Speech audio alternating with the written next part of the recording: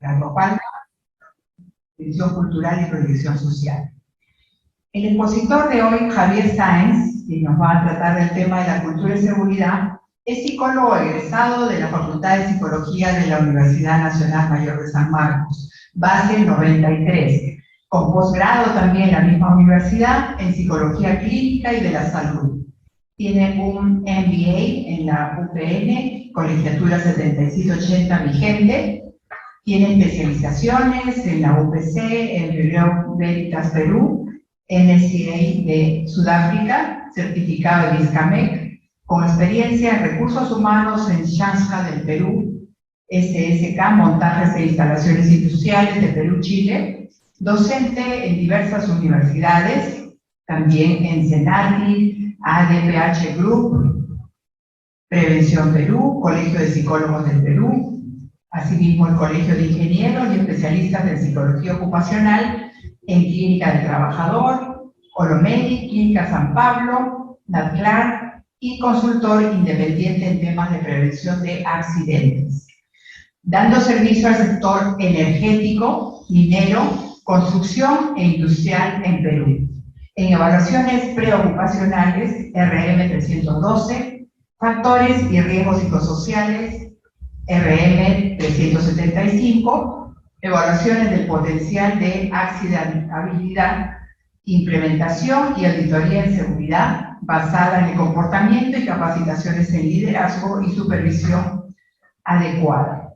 Es expositor en congresos internacionales, OCS y CERN. Y además es Premio Nacional de Psicología 2022 en la especialidad de Psicología Ocupacional.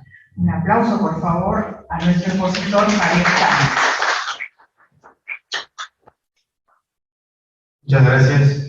Muy buenas noches con todos, también a las personas que se han conectado por la vía virtual, muchas gracias a todos los presentes, a quienes nos están acompañando en este reencuentro, después de algunos años, regresando ya después de esta pandemia. Y el tema del cual vamos a conversar el día de hoy es un tema que tiene relativa relevancia, ¿no? Siempre ha habido un tema que siempre se ha asociado más al tema de recursos humanos, ¿no? El tema del cambio cultural, el tema del desarrollo de una cultura empresarial, ¿no? Incluso hay autores, ¿no? Que han trabajado muy en el tema muy concienzudamente, ¿no? J.P. Kotler es uno de ellos, que ha trabajado en los 8 pasos para el cambio dentro de las organizaciones. Pero ahora nosotros nos vamos a centrar en un tema muy específico, que es el tema de la cultura de seguridad. Entonces, resulta que muchos de los conceptos que aplicamos nosotros al análisis de la cultura de la organización también se aplican específicamente al tema de la seguridad y la prevención. Pero esto a veces, que es liderado en mayor frecuencia por los ingenieros, ¿no? Los ingenieros mineros, los superintendentes, ¿no? Mecánicos, mineros. Entonces, a veces el tema del abordaje, del enfoque del tema cultural en general, se aprecia siempre desde una perspectiva muy pequeña, ¿no? Una perspectiva muy simplista y muy inmediata. Para los que hemos trabajado y apoyado en temas de cambios culturales y mejora de la cultura de las organizaciones, sabemos que el tema de desarrollo de una cultura, fortalecimiento y cambio, no es un tema pues de 6 meses, ni un año, ni de 2 años. Es un tema más o menos que va a demorar unos 5 a 6 años. Y eso en el mejor de los casos, invirtiendo dinero, invirtiendo pues talento humano, y delegando responsabilidades a personas muy competentes y mucha experiencia. O sea, sin embargo, por ejemplo, y ese es un poco el motivo de esta charla también, a ustedes que son mis colegas, es comentarles, ¿no? Que cuando se habla de estos temas, a veces no se tiene en cuenta una serie de factores que también van a incidir, ¿no? De hecho, por ejemplo, uno de los principales problemas que nosotros observamos mucho en las operaciones mineras, en las operaciones de construcción, es que cada vez que hay un cambio de gerente de seguridad o hay un cambio de gerente general o superintendente general de mina o de planta, se llega a las operaciones con el mensaje, ¿no? Mira, vamos a hacer un cambio en la cultura de seguridad, vamos a establecer una cultura de seguridad que logre pues el objetivo anhelado por todos, que es el cero accidentes. Entonces en ese interín se desvían recursos, las personas comienzan a hablar de nuevos conceptos, se hace pues todo un trabajo de publicidad, de comunicación, de las ideas, que finalmente pues termina con un incremento en los índices de accidentes, sale ese gerente, entra otro, y así sucesivamente, ¿no? Y a veces el tema de la accidentabilidad, que es un tema relevante en la minería, lamentablemente no se termina controlando de manera apropiada, ¿no? Ustedes saben pues que este año han habido accidentes importantes en nuestro país, ¿no? Entonces, y eso que la prensa ya lo ha invisibilizado, ¿no? Entonces ustedes saben, por ejemplo, que este año en Perú hemos dado la vuelta al mundo en materia de seguridad porque han fallecido 27 personas producto de una explosión dentro de una mina en Arequipa. Sin embargo, al día de hoy, estamos celebrando ya próximos a las fiestas patrias, ya el tema se olvidó. Pero así como ese accidente que enlutó a 27 familias, han habido también este año, ¿no?, la ocurrencia de algunos accidentes que ya no deberían ocurrir, que ya prácticamente en la minería esos accidentes ya se habían eliminado, como por ejemplo el gaseamiento, ¿no? Este año hemos tenido, ha habido varios eventos, lo voy a contar solamente uno de los más conocidos que también ha sido invisibilizado, ¿no? Es el hecho de que un ingeniero, jefe de área, con su chofer, se fueron a descansar a un socavón, ¿no? Y se quedaron dormidos, ¿no?, con el motor de la camioneta prendida. Entonces, la camioneta generaba CO2, ¿no?, y las personas pues inhalaron ese CO2 y finalmente terminaron asfixiados, ¿no? ¿Y cómo se dieron cuenta? Porque al finalizar de la guardia, siempre se hace un conteo de la gente que ha entrado. Se supone que al final de la guardia ya no tiene que haber esa gente que ha ingresado. Los controles son muy estrictos, ¿no? Porque como no se reportaron, ya no se ve la gente que conocía, sabía por dónde dormían, ya no fueron a ver y los encontraron ya fallecidos, ¿no? Entonces, por ejemplo, ese tipo de accidentes prácticamente ya, ahora en el 2023, son cosas que ya no deberían ocurrir, pero todavía siguen ocurriendo. Y esto tiene algo que ver con lo que ocurre pues, en el día a día, con lo que ocurre pues, en el comportamiento que se da en los trabajadores. En ese sentido, por ejemplo, cuando nosotros hablamos antes de empezar a hablar de definiciones, vamos a comentar un aspecto muy puntual, ¿no? ¿Qué pasa cuando yo, por ejemplo, estoy en una operación, estoy haciendo mis visitas, mis auditorías o mis capacitaciones, mis talleres? Siempre trato de dar una vuelta por las operaciones, ¿no? ¿Qué pasa si yo ando por ahí y encuentro pues, un trabajador que está haciendo sus actividades y al costado pues hay labores, son cosas de riesgo, ¿no? Por ejemplo, minerales que está derramado, o herramientas que están botadas, que no están colocadas adecuadamente. Entonces a veces nosotros encontramos gente que ve esas cosas y no hace nada, sigue con su chamba, no les importa. Entonces, por ejemplo, ahí nosotros nos preguntamos, ¿no?, si ese comportamiento que yo estoy observando será producto de un problema en la cultura de seguridad. ¿Qué opinan ustedes? ¿Creen que es algo cultural o creen que tenga otra naturaleza? El hecho de ver una condición de riesgo y simplemente no hacer nada, dejarlo pasar. ¿Qué comentario fue? ¿Crees que sea cultural o se debe a otra naturaleza? Yo creo que sí, porque principalmente no hay educación en lo que es seguridad, ¿no? O sea, uno sabe que, no sé, esto me puede causar un accidente, pero no te lo explican en qué puede pasar realmente, ¿no? Solamente sabes, eso es peligroso, pero no lo concientizas realmente cuáles son las consecuencias reales, ¿no? Que pasa un accidente con esto. Muy interesante, tiene mucha razón porque hay mucha gente que sabes que antes de ingresar a una mina, tú tienes que pasar un proceso de selección muy riguroso, casi como ir a la NASA, ¿no? Tienes que pasar un examen médico, tienes que pasar un examen de conocimiento, un examen de una inducción de seguridad, una entrevista con tu jefe, y después de eso recién vas a ingresar a la mina, eso se aprobó todo, ¿no? Pero mira, a pesar de que se han establecido esos controles, que es precisamente para evitar ese tipo de cosas, el día de hoy tú subes a mina y te vas a encontrar eso. Te lo digo yo porque yo también estoy presente en las instituciones de seguridad. O sea, yo también tengo que estar como todos los trabajadores escuchando, porque también soy un trabajador más, entonces tengo la ley. Y al igual que a mi costado están los demás trabajadores. Y para cerrar esa inducción, tú tienes que aprobar como mínimo 16, en lo mínimo, ¿no? Lo ideal es que no apruebes con 20. Solamente se aplaza un 16, ya se cierra la planilla, te da tu certificado y luego se puede ingresar a la mina. Sin embargo, por ejemplo, el hecho de que las personas tengan conocimiento no garantiza que las personas trabajen de manera segura. Y de hecho, los filtros son muy rigurosos, como lo vuelvo a repetir, se toman exámenes médicos y dentro del examen médico, por ejemplo, eso también tiene competencia usted, porque los psicólogos hacen una parte de la evaluación médico-ocupacional, y los psicólogos, en lo que se llaman los exámenes de ingreso, tienen que hacer pues, un informe, y en el informe luego de la aplicación de instrumentos, que son pues, cuadernillos, evaluaciones, pruebas objetivas o pruebas proyectivas, finalmente tienen que tomar una decisión de automático y esa persona va o no va a la. Pero a pesar de todo eso, las condiciones que tienen que ver con el comportamiento de riesgo van a estar presentes. Entonces la pregunta es, ¿qué falló? Y precisamente, a veces cuando nosotros nos preguntamos qué falló, si tú le preguntas eso a un ingeniero, los ingenieros son simples. Dicen, no, acá hay un tema cultural, o acá hay un tema de actitud, que la gente no hizo un buen filtro porque esta persona tiene mala actitud, o esta persona no es entusiasta, o esta persona es reactiva. Ya, solucionan el problema, ponen en su informe, la persona reactiva no debe ingresar, la dejaron de ingresar, hubo un error en el proceso de filtro. Pero el tema va mucho más allá, porque nosotros tenemos que entender no solamente el problema desde una perspectiva macro, ¿no? De la cultura de la organización, sino también tenemos que entenderlo desde una perspectiva más simple, de una perspectiva conductual. ¿Por qué las personas se comportan de manera riesgosa, por ejemplo? A ver, recuerden sus clases de análisis conductual. ¿Por qué un comportamiento está presente en un lugar, en un individuo?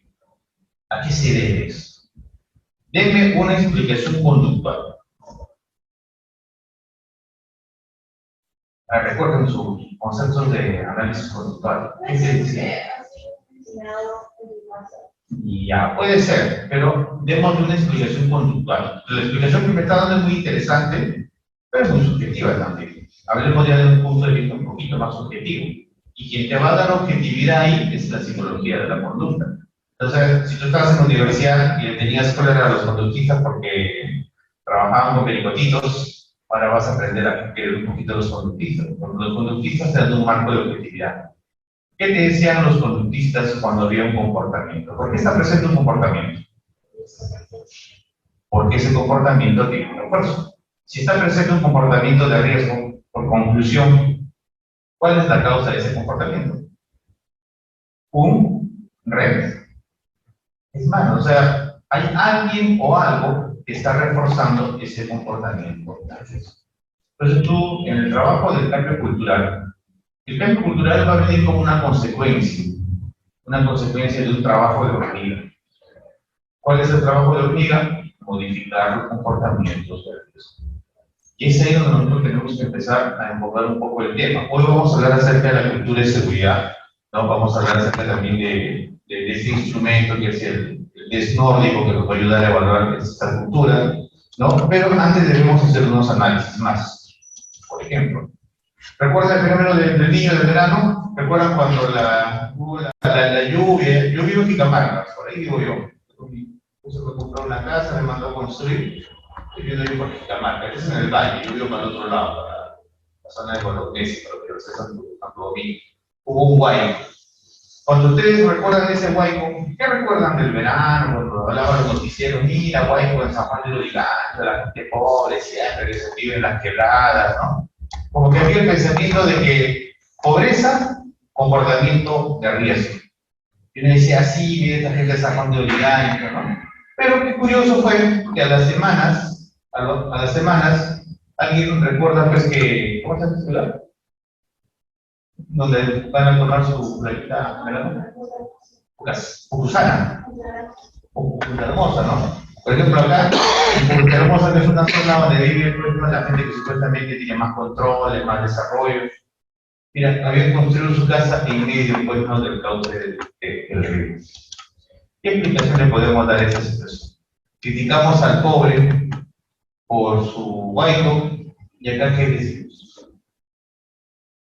Es más, ¿no? O sea, hace unos años, una de las chicas de Miraflores de la municipalidad, que era de proyectos, fue a visitar Comas, y dijo, pucha, que acá en Comas la construcción son informales, la gente pues vive algo así como que primitiva, ¿no? Pero ustedes saben que en Miraflores han construido, pues, al costado de la Comar, Hay un montón de edificios, ¿no? Saben que esos edificios están en riesgo, ¿no? Hay un movimiento y se viene abajo eso, ¿no? No, pero que lo hemos construido con las mejores técnicas. A ver, saca tu técnica, ¿no? Esa técnica no va a resistir un sismo, ¿no?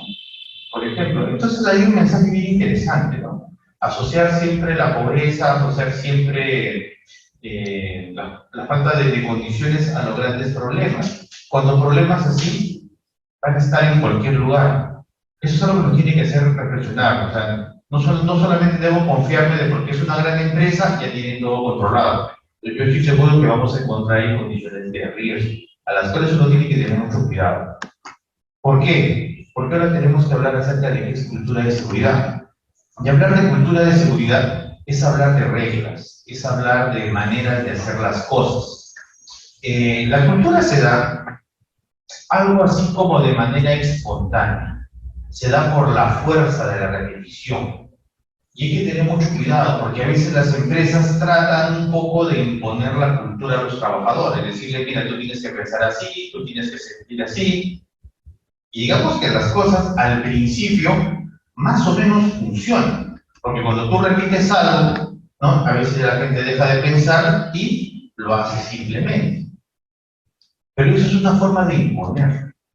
¿Qué sería lo contrario de imponer?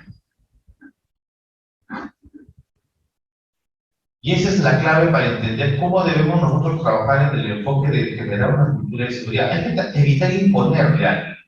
Hay que evitar decirle cómo debe de pensar. ¿Qué sería lo contrario de eso? Conductualmente hablando, ¿cómo podríamos nosotros hacer cambios de conducta que lleven a que la otra persona haga las cosas, no porque yo se lo diga, sino por voluntad?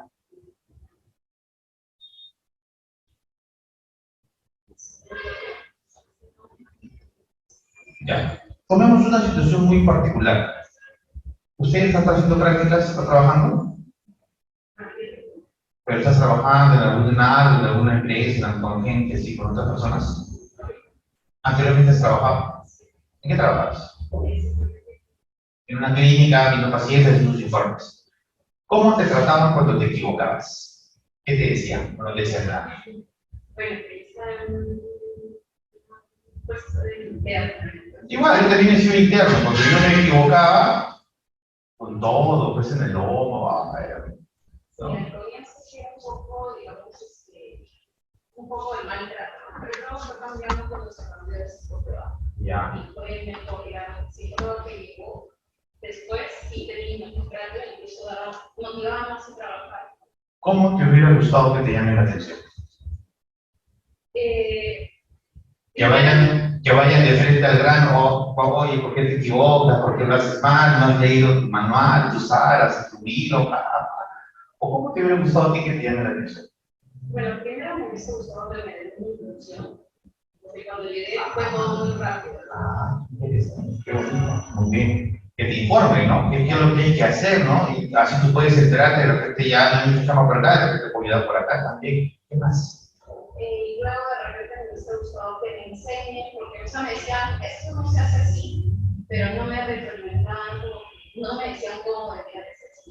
Eso está mal, deberías saber que no se debe. Ahí quedaba. Pero ya luego que me cuenta con la otra psicóloga, creo que demostrándome cómo se hacían las cosas, podría ir mejorando, incluso proponiendo cosas nuevas. Hay una frase que ha salido en el TikTok, en la cual Gandalf, todos han visto la película El Señor de los Anillos, ¿no? Sí la han visto, saben de qué estoy hablando, ¿no? Gandalf se encuentra con Galadriel. Galadriel es la elfa, esa la blanquita, la que es la hechicera más poderosa, ¿verdad? La más guardia. Entonces, Gandalf le explica a la hechicera que Saruman, que es el otro mago, ¿no? Piensa que para derrotar al mal uno tiene que hacer un gran esfuerzo. O sea, un gran bien solamente puede derrotar al gran mal. Pero Gandalf le explica a Galadriel que eso no es así, él no piensa así. Él piensa que el mal se puede destruir con los pequeños esfuerzos casi imperceptibles de cosas buenas que hacen las personas diariamente. Lo mismo hay que entenderlo en el cambio de la cultura.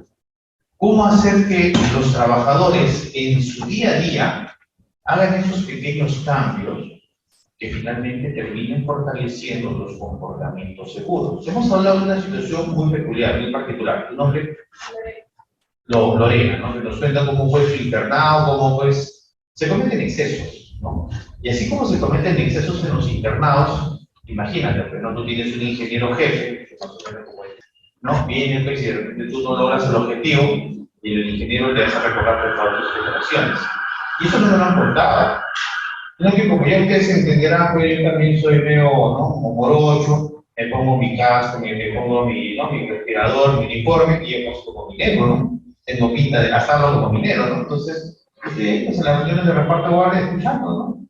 Porque yo tengo que valorar el liderazgo no solamente de la gente de la empresa que me contrata, sino también del cliente, ¿no? Y alertarle al cliente, oye, no hay problema, no te van a hacer la vida imposible. Los actos de pequeña bondad, como decía Gandalf, traducidos a la cultura de seguridad, son los pequeños actos seguros que las personas hacen. Y que muchas veces ocurre también lo que ocurría en el internado de Lorena, por ejemplo. Cuando tú hacías las cosas bien, alguien te decía algo en la primera etapa. Pero cuando tú hacías las cosas mal,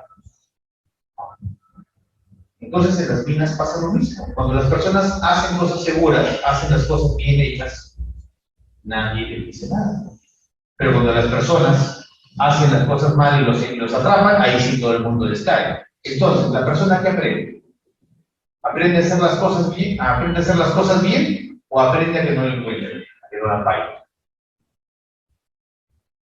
¿Te das cuenta, no? Cómo el reforzador finalmente va modulando la conducta del trabajador para que el trabajador haga cosas de riesgo, pero que no lo encuentre. Sin embargo, la estrategia es muy simple. La estrategia de la cultura de seguridad fuerte, la estrategia de la cultura de seguridad orientada a la prevención, es básicamente empezar a hacer un refuerzo de aquellos comportamientos que son seguros de forma masiva. Ahora, ustedes dirán, pero Javier, tú eras uno solo. ¿Y cómo hacías el cambio conductual o cómo se trabajaba el cambio cultural en una unidad donde tienes pues 5.000 trabajadores? Entonces la respuesta es que no lo hacía solo. Yo lo que hacía, pues, ya, y eso no lo digo yo, lo dice J.P. Kotler, ¿no? Más tarde lo googlearon ustedes en internet. J.P. Kotler te decía, primero plantea un objetivo, difúndelo, coméntalo, empodera a la gente, ¿no? Después de eso, pues, trata de asociarte, ¿no? Y celebrar los pequeños logros. Pero ahí viene la clave, ¿no? Que las cosas no se hacen solo, ¿no? Nosotros tenemos que transferir ese conocimiento, esa información a los trabajadores. ¿Y qué le tengo que enseñar a los trabajadores? Exactamente lo que hizo el segundo psicólogo, en tu caso, ¿no? Era que ya no solamente te llamaba la atención, sino que cuando hacías las cosas bien, ¿qué te decían? Cuando te decían, ¿cómo te sentías? Exactamente pasa lo mismo con los trabajadores. Cuando tú reconoces en ellos el desempeño, lo que hacen bien, por obvia naturaleza conductual, ese comportamiento recibe un refuerzo y ese comportamiento va a tener tendencias adictivas. Finalmente, si todas las personas empiezan a incrementar o empiezan a estimular ese tipo de comportamiento, la frecuencia de comportamientos positivos comienza a incrementarse. Y si el comportamiento seguro se eleva, ¿qué pasará con el comportamiento de riesgo? Muy bien. ¿Por qué? Porque ambos están en interacción. Ambos, comportamiento seguro o comportamiento de riesgo, siempre van a sumar 100. Si uno sube, el otro. Si el otro sube, el otro baja. Entonces, hablar de cultura de seguridad es hablar de modo de comportarse, es hablar de modo de, ¿cómo se dice, no? Hablar de cultura es hablar de costumbres. Hablar de costumbres es hablar de hábitos. Y hablar de hábitos es hablar de, ¿qué es un hábito? Un comportamiento. Consulta, ¿cuánto tiempo demora un comportamiento en cambiar? ¿En cuánto tiempo un comportamiento queda ya, se establece? ¿Cuánto tiempo se forma un hábito? 21 días. 21 días. ¿No? Entonces te das cuenta que el tema es más o menos manejable, se puede hacer, pero como vuelvo a repetirlo, no es algo que vayas a hacer tú solo. Tú como psicólogo vas a tener que trabajar con un conjunto de trabajadores. A esos trabajadores vas a tener que entrenarlos, enseñarles. ¿Por qué? Porque a veces cuando nosotros hablamos de cultura, solamente estamos pensando en la parte visible. Pero la parte visible es el resultado de percepción, de representaciones, creencias y valores. Y estas maneras de pensar no se pueden ver, van a ser producto de pequeños actos, de pequeñas repeticiones.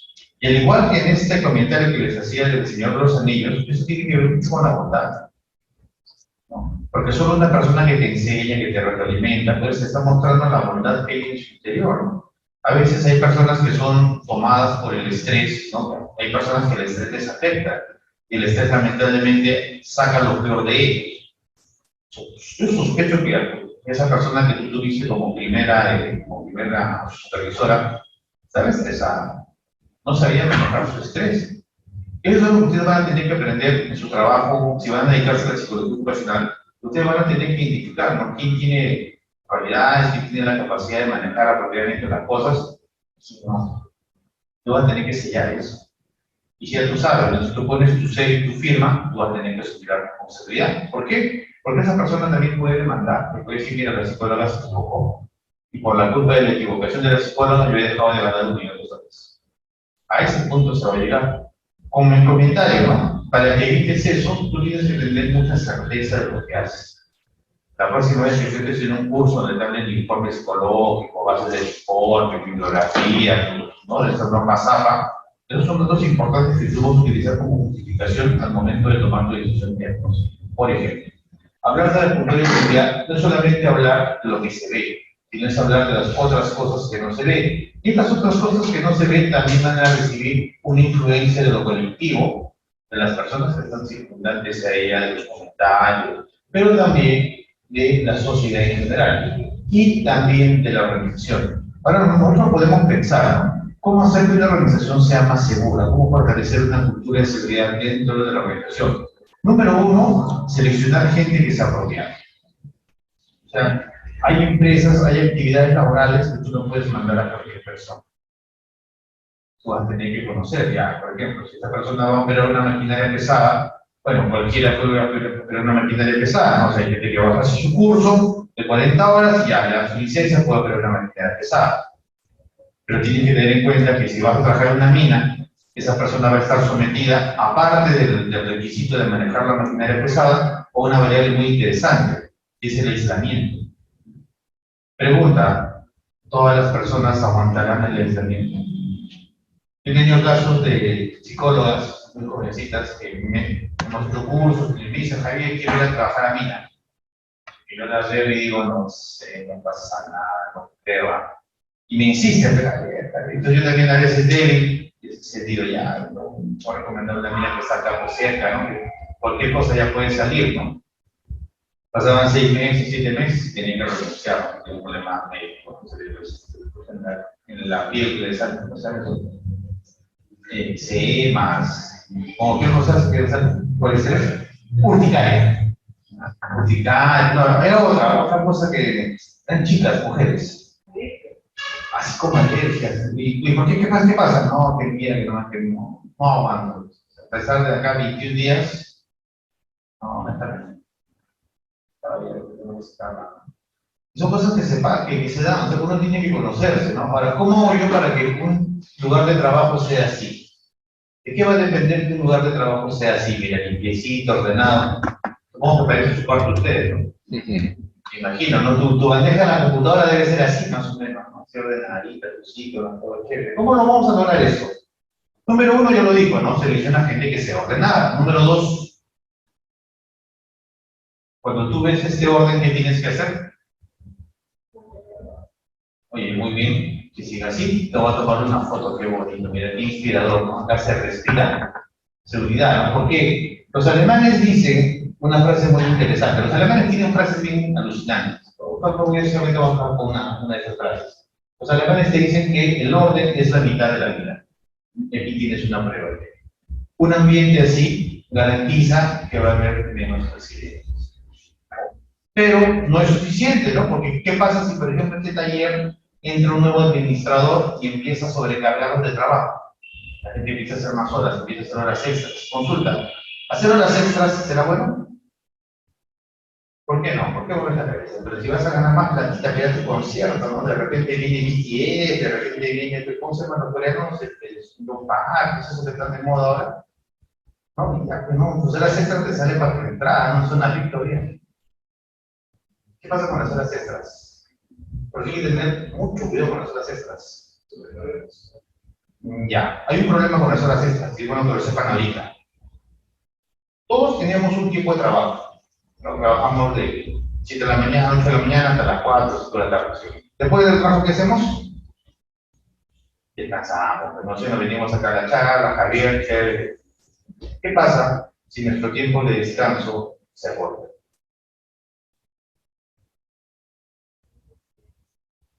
Ya viene estrés, incomodidad, te niegas, pero tú tienes que recordar que hay constantes de descanso, el ser humano necesita descanso, ¿no? Claro, tú puedes trabajar más, tienes más dinero en tu bolsillo, pero vas a empezar a sembrar un germen, una semilla que se llama fatiga. Y la fatiga está asociada no solamente a enfermedades, enfermedades comunes, enfermedades ocasionales, incluso accidentes. Entonces ahí nos damos cuenta, ¿no? Puedes tú tener tu taller ordenadito, pero si de repente tú tienes una mala planificación de actividades, puedes estar empezando a generar estrés en tu gente y no te debería sorprender que más adelante vas a tener, número 1, ausentismo, la que te va a faltar. Número 2, enfermedades. Número 3, accidentes.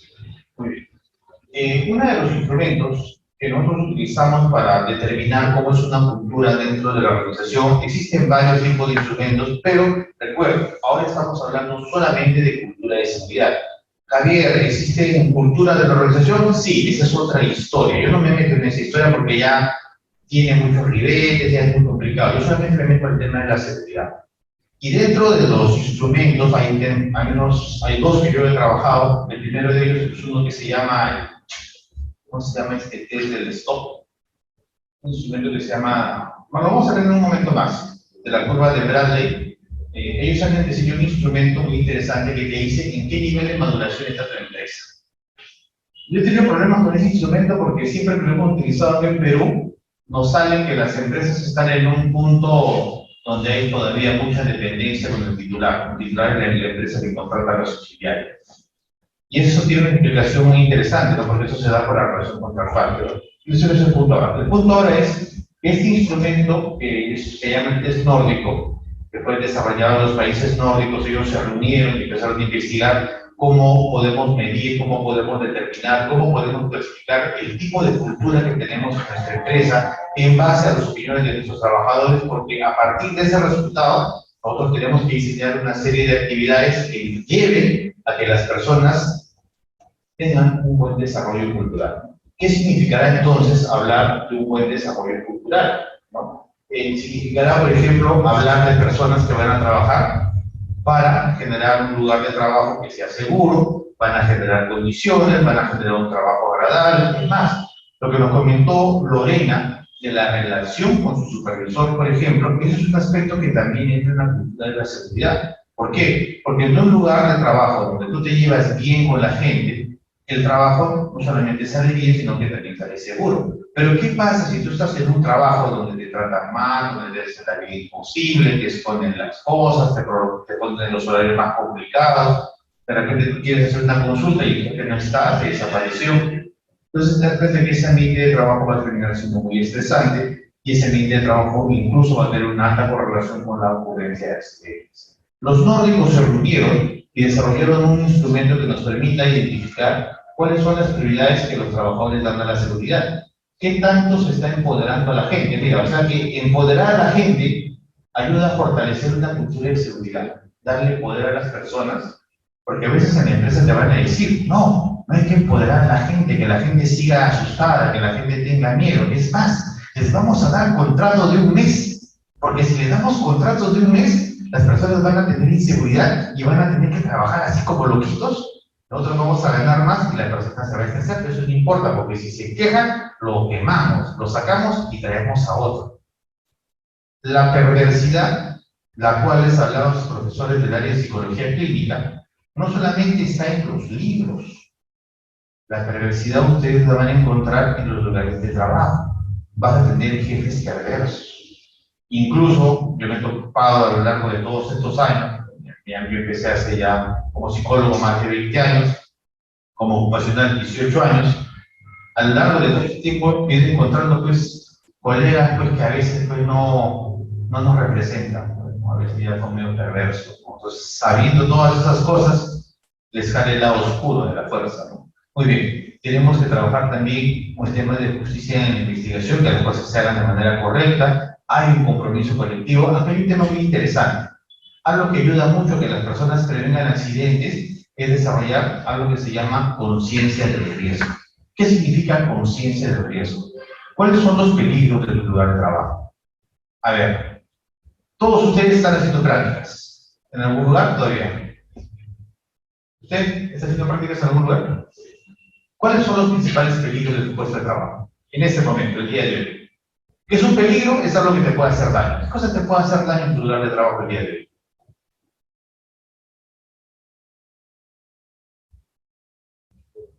Podría ser dentro del lugar de trabajo. Dentro del lugar de trabajo, porque realmente los peligros se configuran dentro de la jornada de trabajo, en el horario de trabajo y con actividades, ¿no?, que estás haciendo en el trabajo, ¿no? Por ejemplo, ¿no?, si tú de repente te vas a almorzar y de repente te tropieces, te caes, te rompes algo, aunque no lo veas, sigues viviendo, no te considera accidente de trabajo.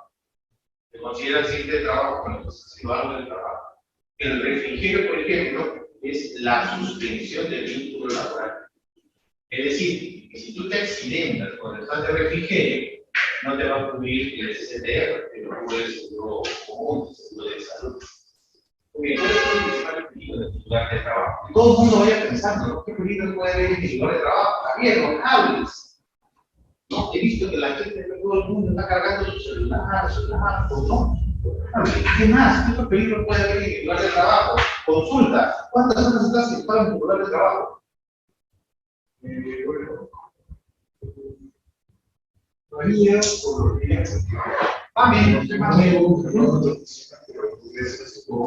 Muy bien. La norma, la R375 del Ministerio de Salud del Ministerio de Trabajo del año 2008, dice que como máximo deberías estar sentado solamente 4 horas.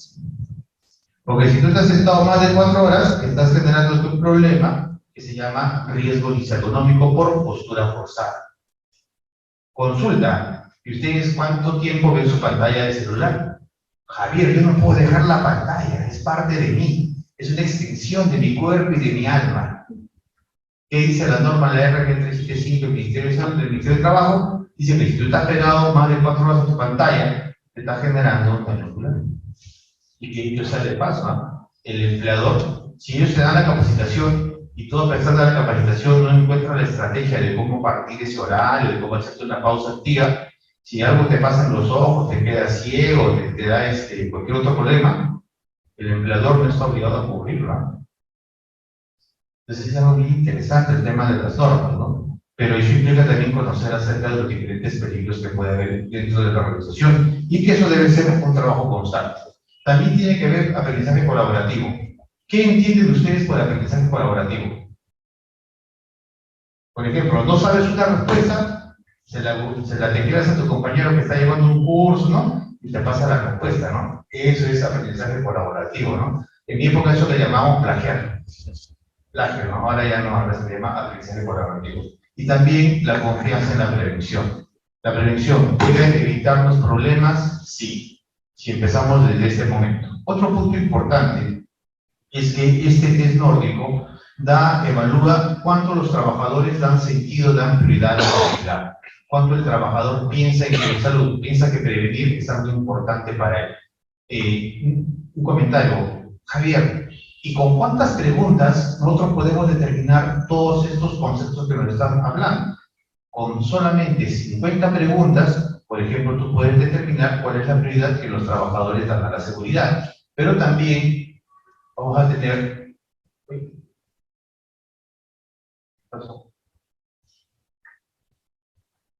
Allá está. Hemos dicho hace un momento, empoderar a la gente ayuda a prevenir accidentes. ¿Qué significa empoderar a la gente? ¿Y cómo podemos empoderar a alguien? ¿Por qué no nos planteamos un objetivo? Hay que salir hoy día de esta sesión aprendiendo a empoderar a la gente. ¿Cómo se puede empoderar a alguien? ¿Se puede aprender eso? ¿Se puede enseñar? ¿Cómo empoderamos a alguien? Que mi trabajo diariamente sea empoderar a un trabajador cada día. Si yo tengo en la oficina 50 trabajadores y los empodero uno cada día, en 50 días cumplí mi tarea. ¿Cómo puedo hacer yo para empoderar a alguien? Lorena, ¿cómo te empoderaron? ¿O todavía no te han empoderado?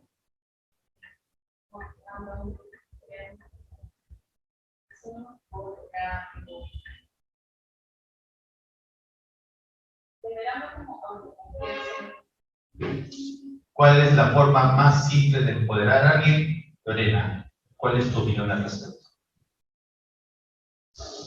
Yo sugiero, ¿sí o no? Cuando te piden, no, ya gracias, mi momento ha llegado. Pedir la opinión a alguien es una forma de empoderar a la gente. ¿Qué pasa en las empresas? A veces ni siquiera se le pregunta al trabajador por el proceso, no siendo el trabajador la persona que domina y es dueña del proceso, ¿no? A veces uno le quiere imponer, mire, hay que actuar de esa manera. Y tú ya sabes que haciendo eso vamos a trabajar más, el doble, y finalmente no van a producir ninguna mejora, ¿no? Entonces a veces no se tiene en cuenta la participación y la opinión del trabajador. Otro punto más, justicia en la investigación. ¿Por qué es importante el tema de la justicia en la investigación? Porque en toda sociedad, no es solamente patrimonio de América Latina. Si ustedes pensaban, en América Latina, si tú tienes amigos, si tú tienes tarjetas, tú vas a ascender socialmente. ¿Cómo crees tú que es en Alemania? ¿Tú qué crees que en Alemania los más genios están arriba? ¿No? Los más genios, señor, pase usted, ¿no?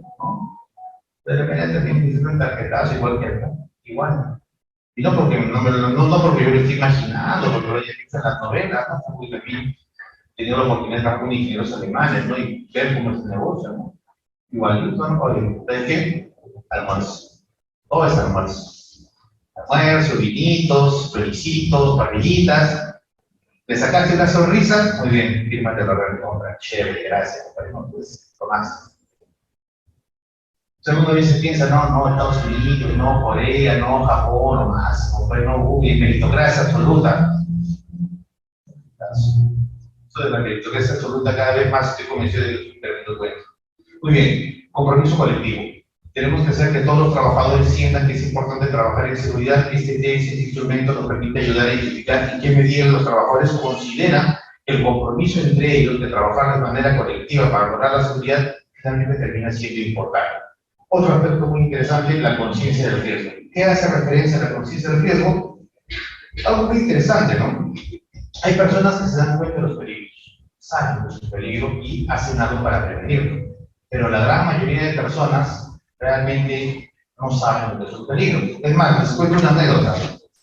Actualmente, el día de hoy, por ley, se hace algo que es la investigación, prevención y sanción de los hostigamientos sexual laboral en todos los lugares de trabajo. Y cada vez que nosotros hacemos una charla, tenemos que hacer una evaluación a las personas que participan en ese proceso, ¿no? Y eso es porque la ley lo exige. Y yo sé de paso, ojo, por eso se cobra, por eso tú ganas tus subsidios también. En fin, la situación es la siguiente, ¿no? Cada vez más estamos encontrando mujeres que nos dicen el mismo comentario. Señor psicólogo, aquí en esta empresa varias veces ocurre lo que usted está indicando como hostigamiento sexual, pero acá las personas no sabían que eso era hostigamiento.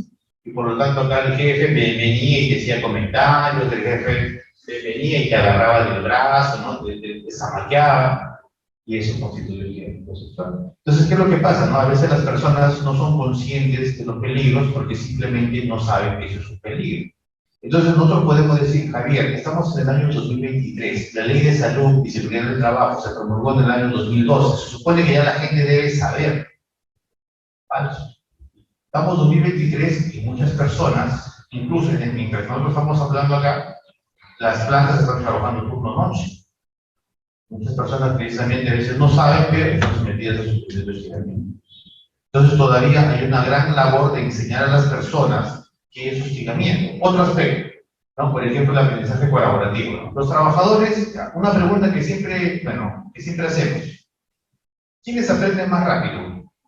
¿Los supervisores o los trabajadores operativos? La gente del taller. ¿Qué creen ustedes? Uno puede pensar, no, los ingenieros de la uni, ellos la rompen, la destrozan, son los más inteligentes, aprenden más rápido. Quienes aprenden más rápido son la parte operativa. Y se lo voy a poner a ustedes que dirán, pero Javier, estás equivocado. Muy bien, fácil. Vean cualquier planta de tu familia, de tus amigos, y pregunta, ¿de dónde sale la mayoría de propuestas de mejora? ¿De la oficina de planeamiento o del taller?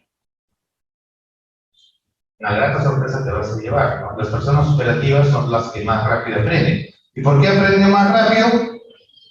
Porque entre ellos se van pasando la voz. ¿Alguien ha escuchado hablar de la teoría del centésimo mono? Sí, ¿no? Ustedes están en psicología, ustedes deben conocer conceptos más modernos que yo voy a decir, pues, viejito en estos temas, ¿no? Voy a cerca al retiro. ¿Qué dice la teoría del centésimo mono? ¿Nunca la he escuchado? Ustedes no sabían que en Japón es un archipiélago, ¿no? ¿Saben qué es un archipiélago? Un conjunto de islas, ¿no? Y en esas islas viven unos macacos. Y como son islas pequeñas, no hay comida suficiente. Entonces, en esas islas hay unos guardaparques. Que lo que hacen es llevarle grano, ese grano de barrido, para que los bonitos coman, pues, ¿no? Y en una de esas islas había, pues, un guardaparques que era así medio operativo, creo que era peruano ese guardaparques, que tuvo la paciencia de enseñarle a los monos a limpiar el grano. ¿Cómo se limpia el grano? Tú echas el grano a una pocita de agua que hay en las islas, ¿no? Cuando el grano tiene basurita, tiene pajita, la pajita que hay en la parte superior, lo único que tú haces es pasarle la manito y los granitos que están abajo ya quedan limpiecitos. Entonces había pues un guardaparque muy curioso que les empezó a enseñar a los monos, mira, lo echaban, le pasaba la mano y el mono veía, ¿no? Y el mono metía la mano y salía el grano limpio. Entonces resulta que los monos comenzaron a aprender. Como este guardaparque visitaba todos los archipiélagos de su trabajo, se dio cuenta de una expresión muy interesante. Cuando el mono número 100 aprendió esa técnica de limpiar el grano, curiosamente en otras islas donde estaban sus patas de este guardabosques, le empezaban a llamar por radio comentándole que los monos habían empezado también a limpiar el grano de la granja. ¿Cómo se explica eso?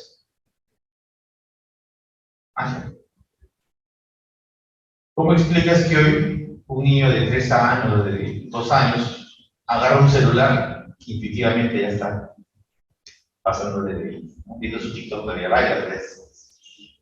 ¿Cómo explicas eso? Es el motivo de investigación, digo, de tesis ya de doctorado. Muy bien. Eso es referencia al aprendizaje colaborativo. Recuerden, teoría del centésimo mono. Muy bien. Confianza en la prevención. Las personas en las empresas deben de confiar en la prevención y la gente de prevención debe dar la talla. Tiene que estar a la altura, tiene que demostrar que hace el trabajo de manera concienzuda. Número 1, cumpliendo con la legislación legal existente. En este país tenemos una gran cantidad de normas que obligan a que los psicólogos tengan que intervenir en la empresa. Los psicólogos ocupacionales tenemos trabajo, no porque estemos ofreciendo el trabajo, vendiendo, mira, yo hago eso, no quiero, no. Hacemos porque si la empresa no hace esas cosas, la empresa recibe una multa. Un comentario, ¿no? Por ejemplo, ¿no? ¿Qué pasa si una empresa no hace la evaluación psicosocial o no hace la evaluación de hostigamiento sexual? ¿Cuánto de multa tiene que pagar? Si la empresa tiene más de 1000 trabajadores, tiene que pagar una multa de 45 unidades impositivas tributarias. ¿Cuánto es una UIT? A ver, ¿qué estás ahí? Una UIT.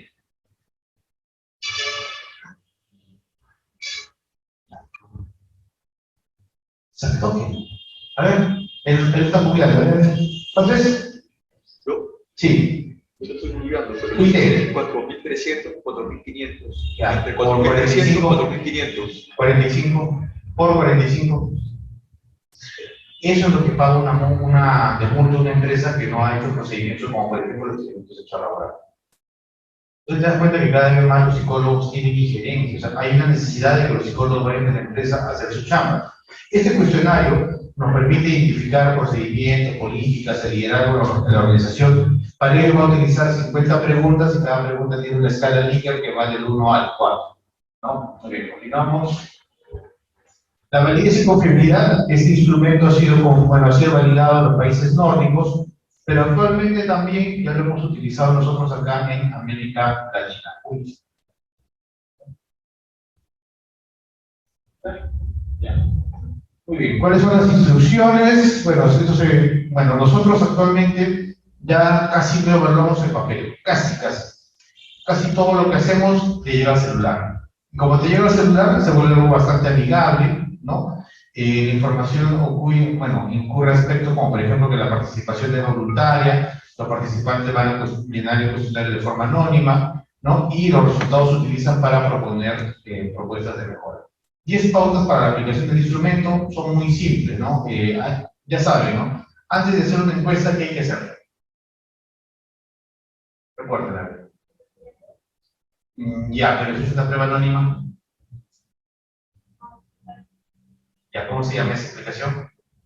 Tiene un nombre, que los psicólogos utilizamos bastante. Eso nos da de comer. Tu próximo viaje al Caribe vas a recordar esa palabra. ¿Cómo se llama esa palabra que hacemos antes de la evaluación? ¿Por qué? ¿Qué pasa si tú evalúas a un grupo de trabajadores sin decirles nada? Tú llegas un día, mira señores, hay que hacer una prueba, llene, marque y listo. ¿El trabajador en qué piensa? ¿Tú como trabajador, cómo te sentirías? Muy bien, para limitar esa incomodidad, ¿qué tienes que hacer? Sensibilizar, claro, el rapport, pero recuerda la palabra, sensibilización. Antes de hacer una evaluación, siempre es necesario sensibilizar, hay que explicar a la persona qué es lo que vamos a hacer con los resultados, explicar para que la persona no se asuste. Tú evalúas a una persona y lo primero que va a pensar la persona es, estos resultados pueden hacer que no me renueve mi contrato de trabajo, mi familia de qué va a vivir. Imagínate que la persona tenga estas creencias distorsionadas, estos pensamientos irracionales. ¿Cómo se ve ese pensamiento de catastrofizar las cosas? Imagínate, lo han evaluado, se pone a pensar en eso, se asusta, se va a trabajar y se mata, ¿no? ¿Quién fue el culpable? El psicólogo, ¿no? Los resultados de esta encuesta pueden verse como una herramienta, ¿no? Permite establecer una calificación de cómo está la empresa. También esta empresa, por ejemplo, cuando se aplica esta pregunta, tú puedes obtener los resultados por las diferentes áreas. ¿Saben lo que es la palabra benchmarking? ¿Qué es? Sí.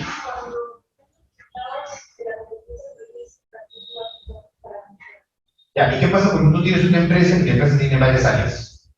¿Tú quieres ver cómo están ¿Quién está mejor? ¿Quién está? ¿Para qué? ¿Para que le cortes la cabeza al jefe? No, para que le digas, ¿no? Oye, tienes que mejorar, ¿no? Mira tu área, está aquí la gente está con extremo, algo tienes que hacer, ¿no? Si no haces algo, si no intervienes ahora, vamos a tener problemas más tarde, ¿no? Nosotros tenemos que recordar que cuando hablamos de prevención hay que recordar que la acción es anticipatoria, tenemos que hacer cosas antes de que ocurran los problemas. ¿Ustedes han escuchado hablar de la palabra promoción de la salud? Por ejemplo, yo hice la maestría en Psicología de la Salud cuando era muy joven y siempre he escuchado hablar del Real Más, de la promoción de la salud y decía, ay, qué bonito, qué romántico será vivir de eso. Porque lamentablemente yo trabajaba en el Ministerio de Salud en esos años y ganaba 800 soles, ¿no? Con eso no me alcanzaba, pero ni para el pasaje. Pero cuando me fui a trabajar en una empresa, me di cuenta pues, que la prevención no tiene un trabajo importante, ¿no? O sea, que los psicólogos realmente podríamos salvar vidas y hacer las cosas que hemos aprendido, ¿no? La ponemos en la práctica. Y sí, o sea, desde ese día hasta el día de hoy, pues, las cosas han pasado por lo que tenían que pasar, pero sí, ha habido mejoras sustanciales. La prevención es importante, ¿no? Ahora, el cuestionario tiene que responder de manera voluntaria, ¿no? No puedes obligar a la gente. Recuerda también que este cuestionario tiene que ser anónimo. ¿Por qué tiene que ser anónimo?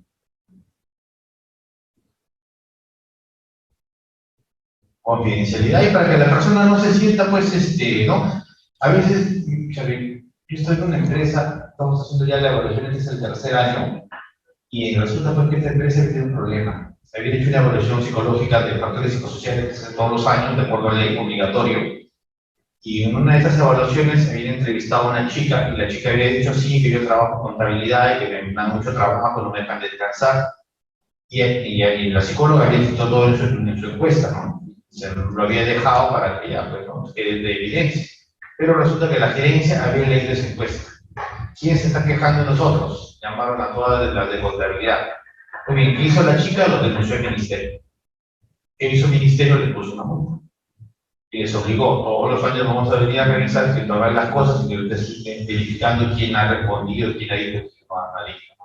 Mira, gracias a esa multa del ministerio yo ya tengo chamba 2 años seguidos, ¿no? Entonces la confidencialidad de la información finalmente termina siendo algo importante. ¿Por qué? Porque los trabajadores nos van a dar datos que nos van a permitir saber cómo está yendo la empresa. Muy bien, todos los empleados también tienen que saber los resultados. Ese es un gran problema, ¿no? A veces se aplica una prueba, se hace una evaluación de la empresa y no se le dan los resultados a los trabajadores. ¿Por qué es importante que un trabajador sepa los resultados?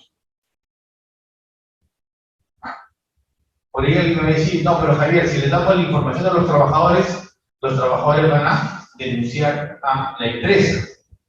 ¿Por qué las empresas tienen tanto miedo a las denuncias?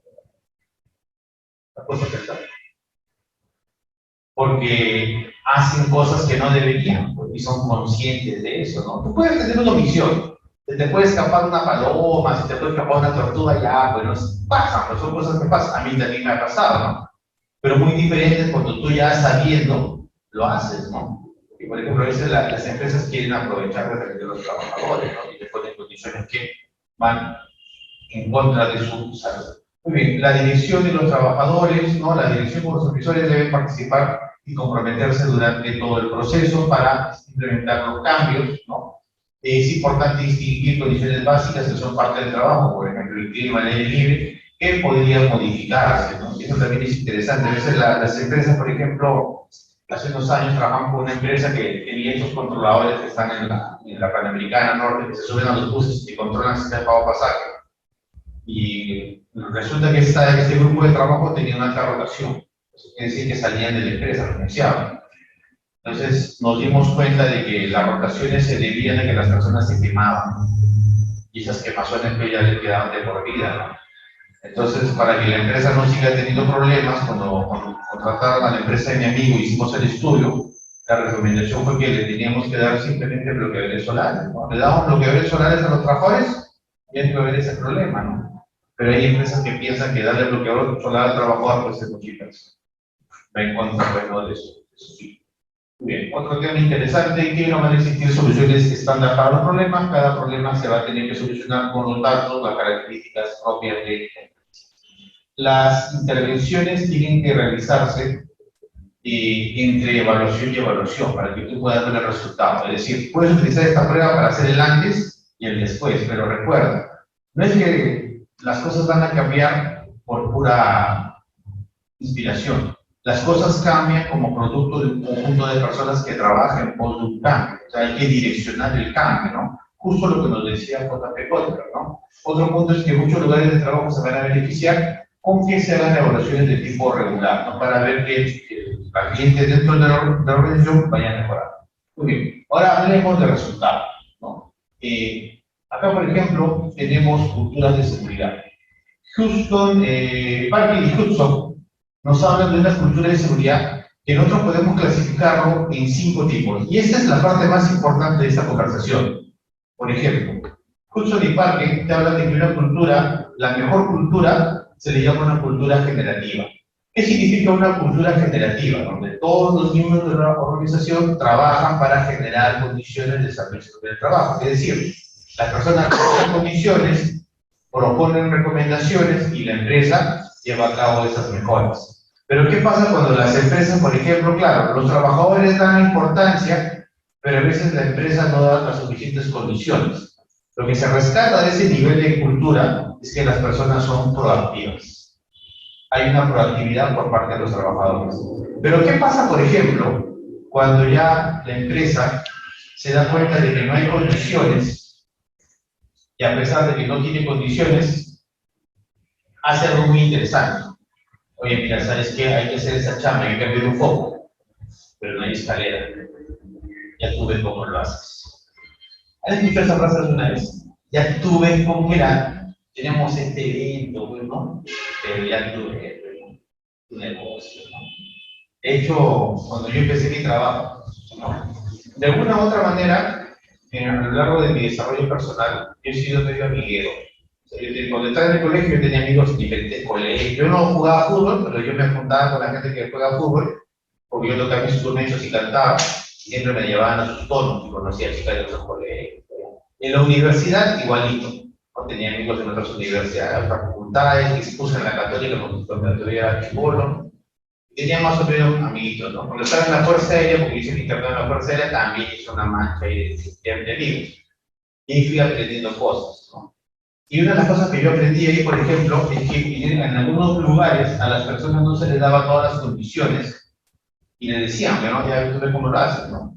En mi caso, a mí eso me funcionaba. Como yo tenía amigos, siempre pedía favores, oye, puedes apoyarme con una charla, puedes apoyarme con tu material. Entonces la gente siempre me daba lo que me decía, ya después, ya tú sabes, yo sé cómo es, no te preocupes, ¿no? Pero eso no está bien, pues, ¿no? Porque eso es arriesgarse, ¿no? Si tú quieres que un trabajador haga un buen trabajo, tienes que darle todas las condiciones.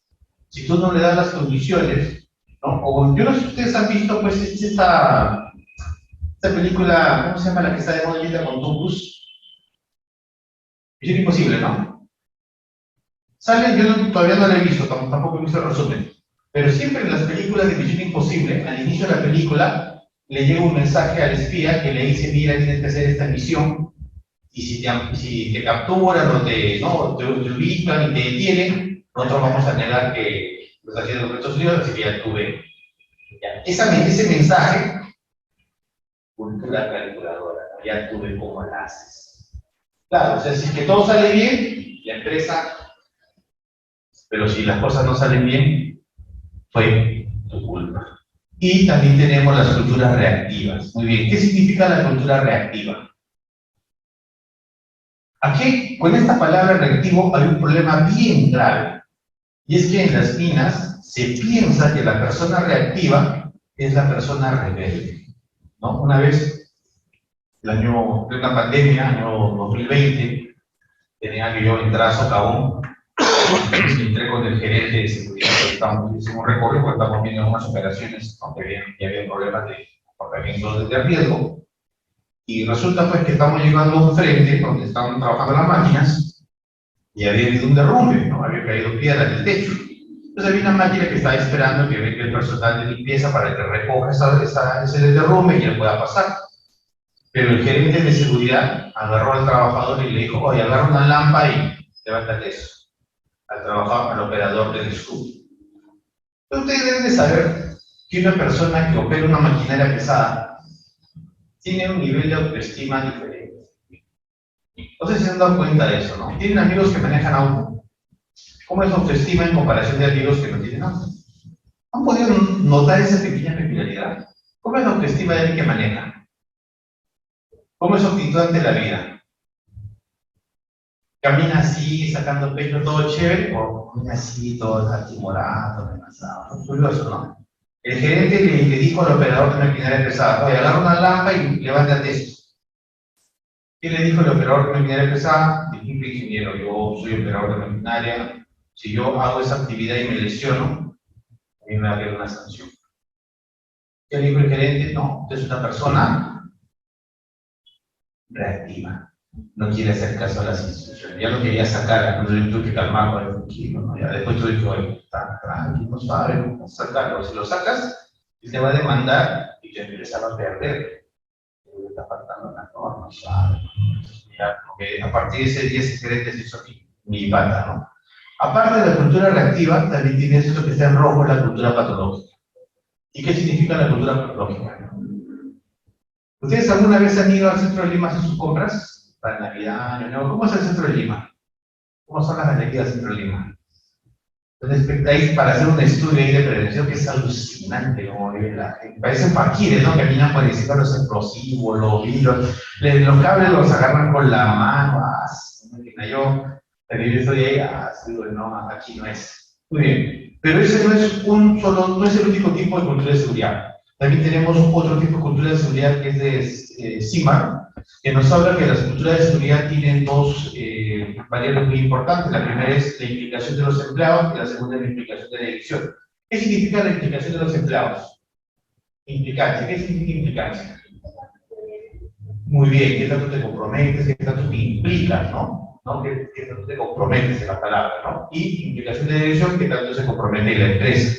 ¿Qué pasa cuando tú tienes un trabajador bien comprometido y una empresa bien comprometida? Tienes algo que se llama una cultura integral. Pero ¿qué pasa si a los trabajadores ya, pues no, lo que sea, ¿no? Y la empresa, yo hago como que les pago, porque ellos hacen como que trabajan.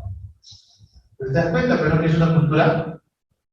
Ahora, consulta, ¿y dónde crees tú que va a estar la mayor cantidad de accidentes?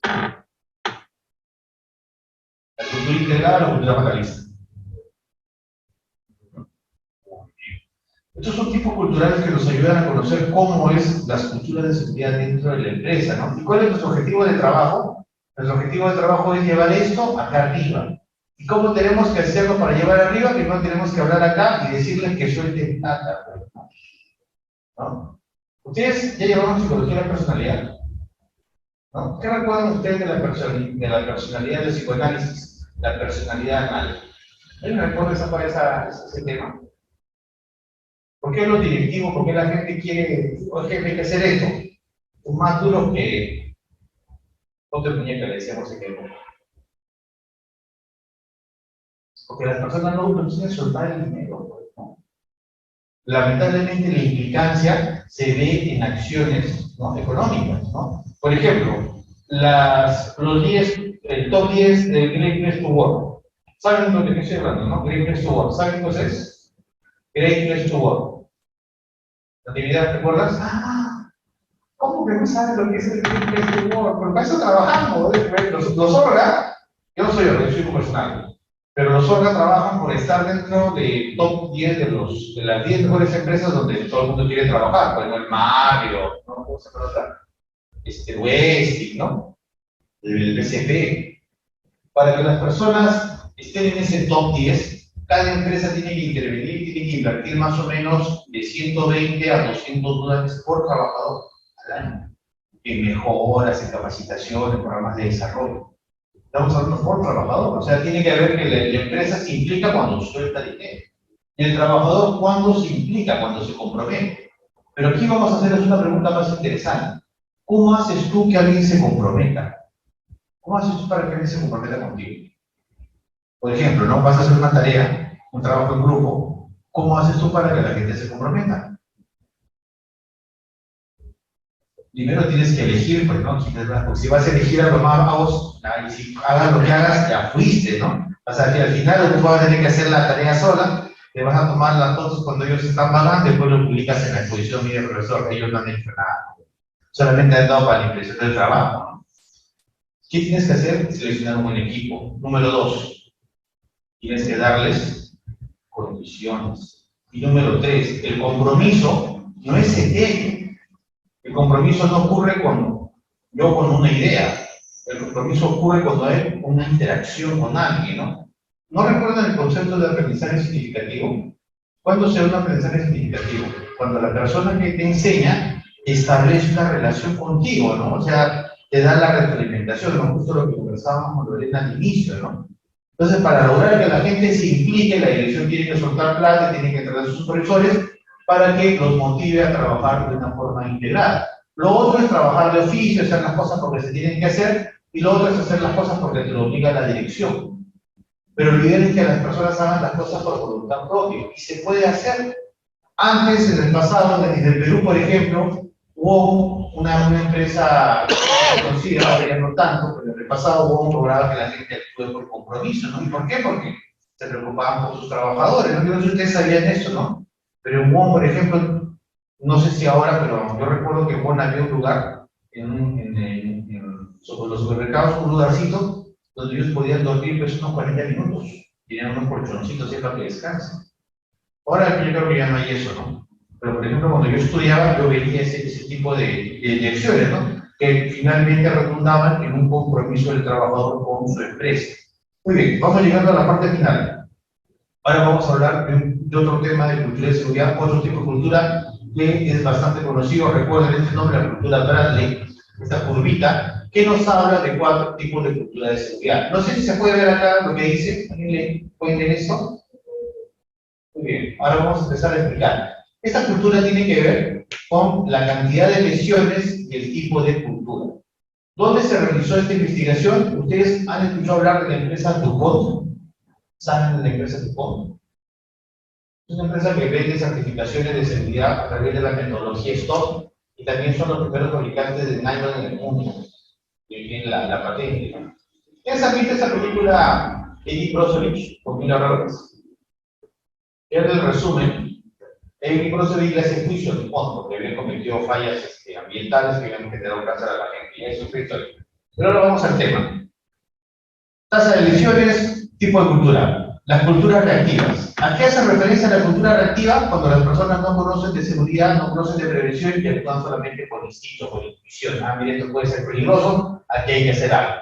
Un tipo de cultura muy popular, muy conocido. Por ejemplo, ¿quieres ver esto? Te vas a Gamarra, te vas a ¿cómo se llama? Centro de Lima, te vas a Caquetá, o te vas a tu barrio, cualquier lugar donde ves que la gente está trabajando en la calle, así, sin protección, así, sin cuidado, ya, esa es cultura reactiva. ¿Por qué? Porque pasa un accidente y después que le pasa el accidente, recién implementa mejoras, es decir, reacciona después. O sea, le tiene que pasar algo para que recién. ¿Saben quién era Oscar de León? Él tenía una canción que se llama algo así como Saca, la lleva al cine, un ramo de flores. ¿Por qué decía esa canción? Porque ya la placa se la había. No, entonces ya es reactivo, pues, ¿no? Eso es reactivo, ¿no? Actuar cuando ya el problema se ha presentado. El segundo tipo de cultura recibe el nombre de cultura dependiente. ¿Qué es una cultura dependiente? Es cuando el trabajador conoce un poquito, pero el trabajador prefiere decir, mi jefe me ordenó. No, yo lo hice porque mi jefe me dijo. Es decir, prefieren depender de otros y no asumir la responsabilidad. Las decisiones comienzan a disminuir, pero la responsabilidad no recae en el trabajador, sino que recae en el supervisor. La cultura sigue avanzando y tenemos la cultura independiente. Muy bien, en la época del COVID, ¿alguien recuerda un video que se hizo viral en la época del COVID? Que a la salida de Jockey Plaza entrevistaron a unas chiquillas que venían a una reunión, a un concierto, a una no sé, cosa que viene de Jockey Plaza, en pleno COVID, ¿no? Y le preguntaron a una flaca, pero señorita, estamos en una situación de emergencia, usted está por acá, ¿no? ¿Y qué le dijo a la chica? Creo que era influencer. Dijo, preocúpate por ti, bebé. ¿Qué significa la cultura independiente? Nosotros vamos a trabajar para prevenir. Los demás, que ellos vean, no es mi problema.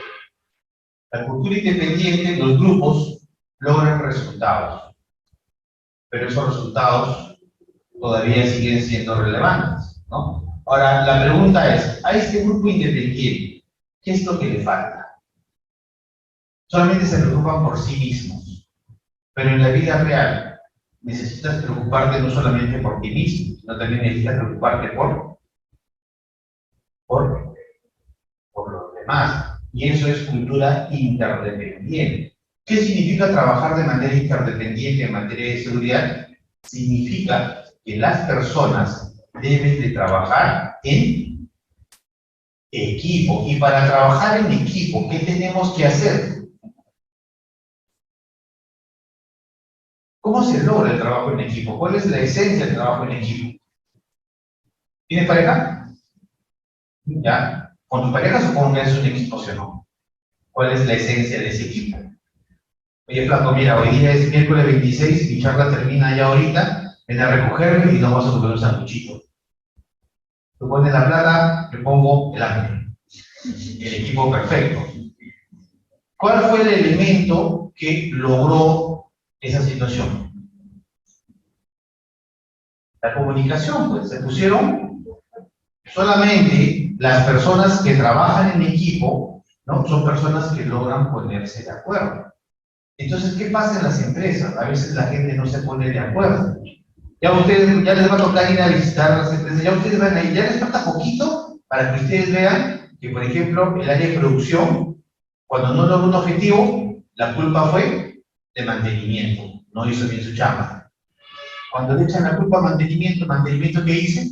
No, la culpa fue de logística, que no me dio los insumos.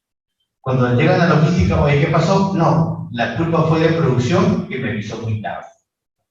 Y así se paran echándola. O sea, siguen en una posición independiente, no logran avanzar. En el Perú, cuando se hacen las evaluaciones de la cultura de seguridad, de la metodología de Dupont, los resultados siempre nos salen por acá. Siempre tenemos resultados por acá, en este punto. Y la pregunta es ¿por qué? Y la respuesta es muy simple. La relación contractual. Una mina que tiene 2.000 trabajadores. ¿Cuántos trabajadores son de la mina y cuántos trabajadores son de las contratistas? ¿Saben eso? Solamente 200 trabajadores son de la mina y los otros 1.800 son trabajadores de las empresas contratistas. ¿Y quiere decir eso? Que la contratista se tiene que someter al titular minero. Si el titular minero le dice párate, ellos se tienen que parar.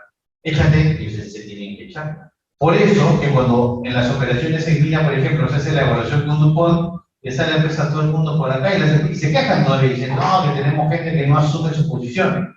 Le tengo que explicar, no es que no asuman su posición, sino que están en medio de una relación contractual, ¿no? Tu palabra es la ley. De hecho, este último comentario, nosotros lo hemos investigado, porque hemos tenido que investigar accidentes. Yo tuve un accidente con una empresa, en el cual unos trabajadores agarraron una camioneta, dicen ellos que se fueron a sacar unos limones, pero ocurrió una situación muy interesante. La camioneta era de un trabajador que tenía licencia. Tú debes saber que en las operaciones no puedes manejar una camioneta si no tienes licencia. Entonces, había un trabajador que sabía manejar, pero no tenía licencia. Fue donde el trabajador que se fue al baño me dijo, oye, préstame tu camioneta que voy a traer limones. El pata habrá pensado que, tiene licencia, le dio la llave. Este pata que no sabía manejar, se llevó a otros 4 amigos que no sabían manejar, y este les iba a enseñar a manejar. Total, que le está enseñando a manejar a uno, y este se pone nervioso, en vez de pisar el freno, aprieta el acelerador, la camioneta sube por una rampita, y la camioneta al final se cae y las llantas quedan para arriba. Nosotros trabajamos en una empresa sueca en ese momento. Entenderán pues que el reporte del accidente se hace en todas las operaciones en todo el mundo. Entonces tuve mis 15 minutos de fama, ¿no? Que hice famosos 15 minutos, ¿pero por qué? Porque en mis operaciones la camioneta había quedado con las llantas para arriba. Cuando hicimos la investigación del accidente, pues encontramos de que los supervisores, los jefes, todo el mundo sabía que este pata que no manejaba le enseñaba a los demás, pero nadie le decía nada. ¡Guau! Sacamos a los supervisores, a los de seguridad, ya. Pero cuando analizamos un poco más, ¿de dónde nacía el problema? Porque cuando tú haces una investigación tienes que llegar a la causa raíz. Resulta que el cliente, el titular, le daba la camioneta a este trabajador para que le lave el carro. Entonces, una consulta, ¿quién favorecía el comportamiento de riesgo? Mi empresa no, lo hacía mi propio cliente. ¿Y eso por qué? Te lo voy a decir, bueno, cuando tú entras en una relación con un cliente, el cliente va a querer que tú, pues, le cumplas con todo lo que te pide, ¿no? Y ya te quita a ti la posibilidad de decir que no. Muy bien, estos son los tipos de cultura de seguridad. ¿Ya? Y estos son los resultados que nosotros tenemos cuando hacemos las evaluaciones, ¿no? Cultura generativa, cultura proactiva, reactiva, patológica.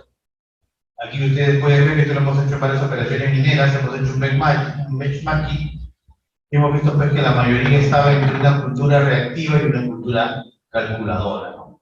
Porque eso es lo que se da en la realidad, ¿no? Es lamentable, ¿no? Lo ideal sería pues, que las personas puedan actuar con independencia, puedan actuar de forma proactiva, pero es algo que no necesariamente se va a dar así.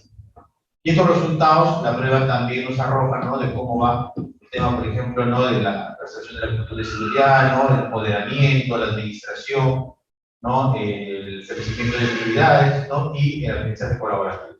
Y finalmente acá también tenemos unos gráficos de cómo van los resultados cuando ya metemos todo eso en un software, ¿no? Si tienen interés en el recibir el software, mandan un correíto o un mensajito, ¿no? Y ahí ya yo les paso la información de ese WhatsApp o a ese correo electrónico. Ya. Antes de que terminemos, me gustaría saber si de parte de ustedes hay alguna pregunta, comentario de seguridad en relación al tema de la prevención.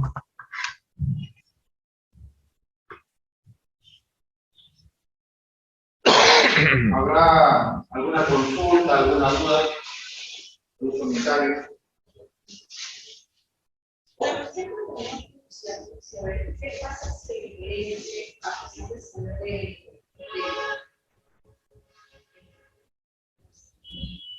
de juicios que tendrían, bueno, ¿qué pasa si no quiere ¿Cuál sería su papel? Muy bien, ¿recuerdas el accidente de McDonald's en la Plaza Miguel? Que fue hace más o menos un año, creo. Fue justo para Navidad. ¿Recuerdas la historia de ese? la historia de ese accidente? ¿Sabías que el administrador del local le envió un correo electrónico al gerente de la, ¿no?, indicándole de que había un problema con la máquina operadora que estaba pasando en el que eléctrica? ¿Ya? Y el pata, el jefe de la tienda envió, o sea, le llegó la información y la pasó a su jefe. Pero el gerente finalmente, definitivamente, él va a tener una responsabilidad legal. Es decir, va a tener que ir a un juicio, declarar por qué hizo o por qué no hizo. Y muchas veces en estos casos, la cosa queda ahí. ¿Por qué? Porque si se detecta que hubo una falla en los procedimientos, que ocurrió procesamiento, lo que muchas veces va a terminar haciendo estos gerentes es hablar con la familia y decirle que te doy 60 lucas, 60 lucas, porque estamos ahí. Algunos aceptan, otros no. Generalmente, esa persona tiene una situación complicada, lo más probable es que el juicio va a perder el juicio. Pero ellos, no es que tampoco contraten pues a cualquier abogado, ¿no? Ellos contratan pues a Harvey Specter de Lima, ¿no? Cuando los protejan, ¿no? Ya te imaginarás, se ha visto la serie, ¿no? La ley de los audaces, ¿la ha visto, no? Claro, ¿no? ¿Verdad? Aquí en Madrid tenemos así parecidos. Alguien incluso puede ver el TikTok como googlean a los practicantes como nosotros. Entonces, por ejemplo, hacen esas cosas. Ellos ya saben, y a veces ellos prefieren ir a juicio, ¿no? A juicio. Y a juicio, pues lo dilatan en el proceso, pasan los años, ya les pido es arreglo. Ya te doy 100, te doy 50, 80, ya, pero damos todo ya. Pero accidentes como eso tú vas a encontrar en gran cantidad. Y al final se arregla, ya que, por ejemplo, tú me dijiste mineros, ahorita nadie dice nada, no hay nada, porque ya arreglaron, por ejemplo, la familia, los billetes, ya, y no hay más. Es un tema también, a ver, si te contara la cantidad de accidentes que hemos revisado, o sea, hemos revisado incluso homicidios. Pero homicidios, o sea, no es accidentes, son homicidios, se acabaron nada. Pero respondieron las pruebas, la localización de evidencia. Al final, por una denuncia, que no se la familia y ya algo. Ese psicólogo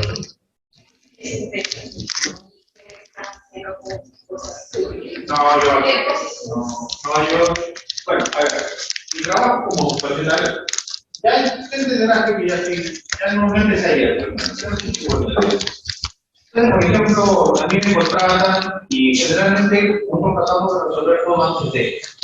O sea, antes de que haya un juicio, primero hay como una pequeña reunión con el juez que va a decidir si el caso va a proceder o no va a proceder. Y en esa reunión pues, está presente los involucrados, personas denunciantes, ¿no? Los abogados corporativos, ¿no? A mí me llevan usualmente como un experto. Ya, yo tengo que ser imparcial, tengo que ser 100% científico. Yo escucho los alegatos, veo y después, no es que lo hable, sino que yo tengo que hablar con el jefe de uno. Pues ya psicólogo, ustedes saben, de colegiados y ya, todos el tema así. ¿Es perito? No, yo soy perito judicial, yo soy psicólogo profesional, vaya, correcto. Comentarios. ¿Esto es así todo? Sí, por ejemplo, ¿no? Un caso que nos pasó uno, que vino pena. Ya después de eso ya era el papel la revolución de los judiciales. Era el señor que estaba alegando que tenía problemas de depresión, que la empresa estaba en un restaurante famoso. Y supuestamente la carga de trabajo le había generado depresión, y tiene que tomar un tratamiento, psiquiátrico y todo eso. Pero lamentablemente los alegatos había evidencia de que el problema generado, el problema de la salud mental, no se debía a cuestiones de la empresa, nosotros le llamamos a cuestiones laborales, sino que la persona ya tenía una predisposición de base. Que justo esta persona va al alegato y empieza a contar, sí, que cuando era chiquito se lo abandonó mi papá, que se me quedó mi perrito, que me abandonó mi novia, que se lo abandonó mi amigo. Entonces ya tenía una personalidad o una tendencia a la depresión. Es algo innegable, yo no puedo negar, porque ahora hay un psicólogo y va, ese sí lo va a desarmar. Me preguntó, psicólogo, Situación. La empresa está generando esta situación. Y resultado trae la resultado que todo el barco. Pero un temporada, pero que tú en ese momento recién te enteras con la película, no es así. Todo se pasa ya por el escrito, ya hay una serie de una situación informada, se tiene que realizar antes de un niño ya toda la situación. Ya sabes lo que la cuenta después. La empresa tuvo la presión, ya la persona tenía como que son para que las gracias a la de ellos, porque ellos son. Ese es el creo que es un instituto. Ya a partir de ese momento cuando me llaman diciendo, y tú no puedes saber lo que está ahí que lo hace y ya. O sea, pues cada uno ve su tema. Yo prefiero actuar en concordancia con mi conciencia.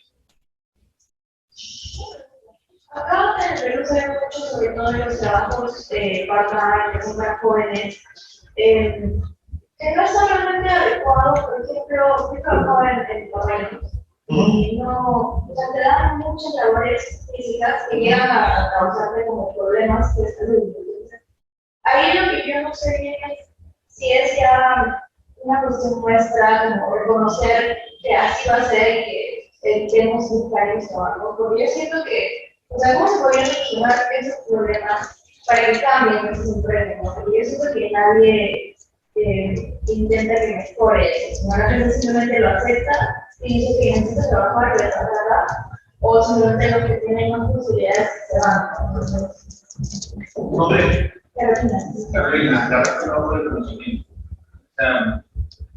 Yo no sé por qué cuando te escucho, al toque tengo un problema aquí, ¿no? Con las circunstancias, ¿no?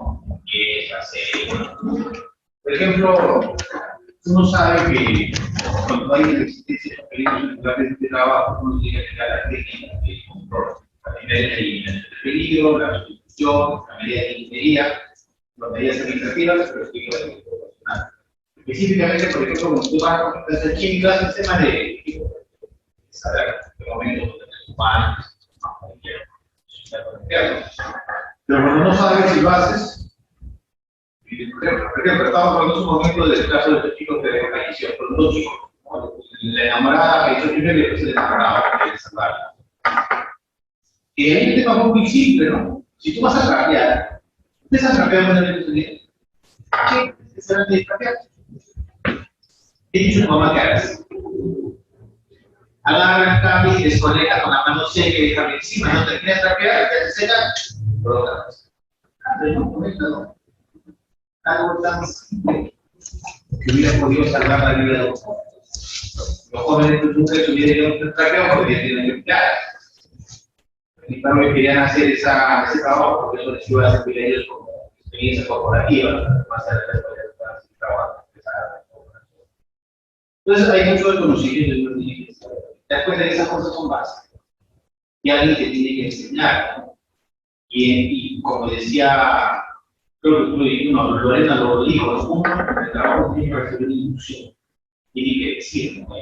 Por ejemplo, no estamos 3 horas sentados, ya mira, 2 horas, que mandar una chichera, una cosita para que todo el tiempo te vas al baño, ¿no?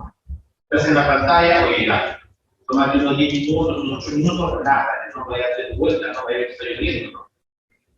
Por ejemplo, ¿no? Pero tiene que haber alguien que también que oriente. A veces las personas, pues, como hemos visto hoy en nórdico, a veces no aplican esa colaborativa, no se trabaja. Eso lo hace porque, bueno, se vino, me dijeron, y la cosa es así, ¿no? O sea, podemos hacer que el lugar de trabajo sea mejor, pero eso también es parte de la responsabilidad de la dirección. La realidad sería que la dirección te proteja, pero a veces la dirección se relaja. No está, en plata no vamos a perder, ¿no? ¿Qué prefiere? ¿No? ¿Comprar una máquina o comprar una protección? Prefieren que la gente robe. Eso que no, que tú vas a encontrar y al final, pues, lamentablemente, no podemos pensar luego que Perú, qué desgracia, ¿no? Está pensando que acá en Perú, o sea, mira, por decirte, ¿no? Acá en Perú, solamente 3 personas de cada 10, solo 3 de cada 10 tienen un trabajo formal. Otros 7,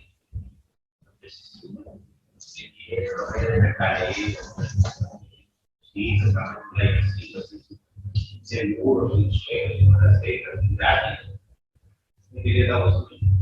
Gratis, ¿no? No depende de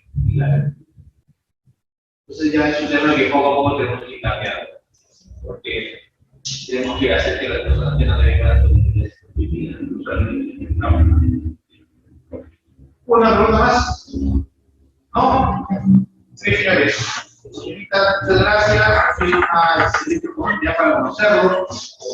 Me está trabajando muchas gracias a todos. Tenemos una excelente noche y cualquier cosita me escriben o me buscan en las redes sociales. No difícil que no me encuentres. Pero siempre es encontrarlo, soy más fácil. Ya que no me encuentren, ya. Si quieren saber pruebas, cositas, me escriben y dedicamos por la actividad. Sí. Eso sería todo. Sí, muchas gracias. Un aplauso para